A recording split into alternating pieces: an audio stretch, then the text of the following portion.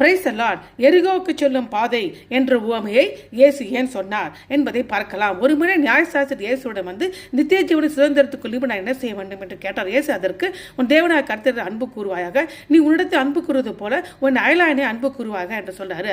அதற்கு நியாயசாஸ்திரி என் அயலான் யார் என்று கேட்கிறார். அந்த கேள்விக்கு பதில் அளிக்கும்படியாக இயேசு எரிகோவுக்கு செல்லும் பாதை என்று உவமையை குறிப்பிடுகிறாரு. லூக்கா 10:37 எருசலேமிலிருந்து எரிகோவுக்கு போய்கொண்டிருந்த ஒருவன் தாக்கப்பட்டு கொள்ளையடிக்கப்பட்டு பாதி செத்தவனாக விடப்படுகிறான். ஒரு ஆசாரியனும் லேவியனும் அவ்வழியாக போகிறார்கள். ஆனால் அவர்களுக்கு உதவவில்லை. யூதர்களால் எதிரியாக கருதப்படுகிற ஒரு சமாரியன் நின்று அவன் மேல் பரிதாபப்பட்டு ஒரு இரக்கம் காட்டி அவனுக்கு காயங்களுக்கு கட்டுப்போட்டு எண்ணெயும் திராட்சை ரசத்தையும் ஊற்றி பின்பு தன் கழுதையின் மேல் ஏற்றி ஒரு சத்திரத்துக்கு கொண்டு போய் பராமரிக்கிறான். மறுநாளிலே அந்த சத்திரக்காரர் 2 நாணயத்தை கொடுத்து அவனை பார்த்துக்கொள் என்று நான் திரும்பி வரும்போது உனக்கு நீ செய்கிற கூடுதலான செலவு நான் திருப்பி தருவேன் என்று கூறுகிறாரு. அப்போது இயேசு நியாயசாஸ்திரியை நோக்கி கல்லறையில் அகப்பட்டவனுக்கு இந்த 3 பேரில் எவன் அயலான் என்று கேட்கிறாரு. அதற்கு அவனுக்கு இரக்கம் காட்டி வந்தான் என்று பதிலளித்தார். இயேசு அவரிடம், நீயும் போய் அவ்வாறே செய், அப்பொழுது நீயும் நித்திய ஜீவனை சுதந்திரத்துக் கொள்வா என்று சொல்றாங்க.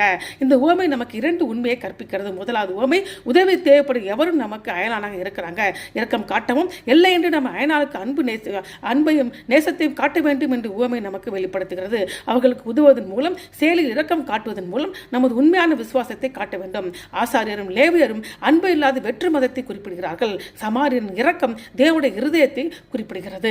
இரண்டாவது, இந்த உவமை பாவமுள்ள மனித குலத்தின் ரட்சிப்பை குறித்து நமக்கு போதிக்கிறது. எருசலேமை விட்டு எரிகோவுக்கு சென்ற மனிதன் மனித குலத்தை குறிப்பிடுகிறான். தேவனுடைய பிரசன்னத்திலிருந்து பாவம் நிறைந்த வீழ்ச்சியடைந்த உலகத்திற்கு இறங்குகிறான். கொள்ளையர்கள் பாவத்தையும் சாத்தானையும் குறிப்பிடுகிறார்கள். நம்மை காயப்படுத்தினவர்களாகவும் உதவியற்றவர்களாகவும் விட்டு விடுகிறார்கள்.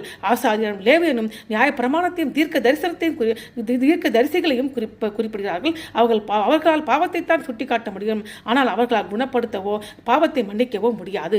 ஆனால் பின்னர் நல்ல சமாரியன் வருகிறாரு. இயேசு கிறிஸ்துவை அவர் குறிப்பிடுகிறது. இயேசு சமாரியரை போல யூதர்களால் வெறுக்கப்பட்டு புறக்கணிக்கப்பட்டவர்களாக இருந்தால் கூட அவர் இரக்கம் காட்டுகிறாரு. இயேசு நாம் இருந்த இடத்துக்கு வந்து நம்முடைய காயங்களை கிருபையினால் கட்டுகிறாரு. பரிசுத்த ஆவியானவரையும் அவருடைய சுத்திகரிப்பின் ரத்தத்தையும் அடையாளப்படுத்தும் எண்ணெயும் திராட்சரசத்தை நம்ம மேல் ஊற்றுகிறாரு.